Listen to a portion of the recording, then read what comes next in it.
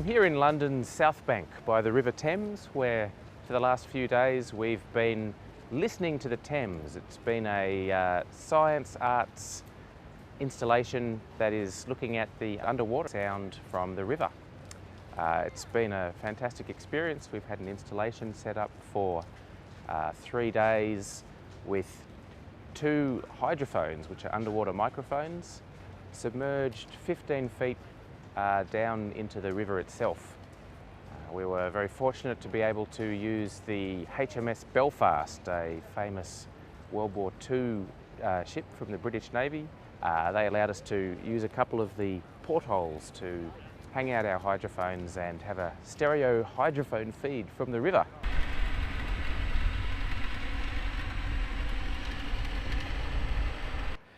In a river like this, which can be very murky, species are extremely hard to detect.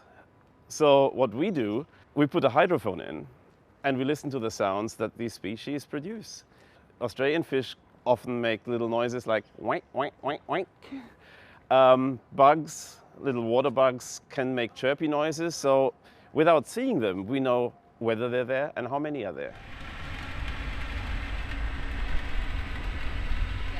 So listening to the Thames is a really exciting project for me, because as an artist, it's one of the first times that I've been able to start a collaboration like this with a very dynamic team, including the wonderful researchers at the Australian Rivers Institute with Griffith University. So although I've done a number of projects that certainly have a similar intention to this project, they've all been very focused on the creative responses. And so the exciting thing about this project is to really look at that art-science nexus, to look at the scientific value of actually listening to a river as a tool for analysing river health and biodiversity, but also the exciting possibilities that we have in creatively responding to the river as well.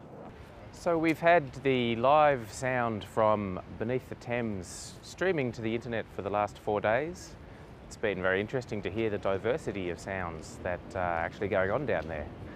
Naturally, there's a lot of noise from the multitude of boats travelling up and down the stream. Of course, that changes by time of day. There are busier times of day and quieter times of day.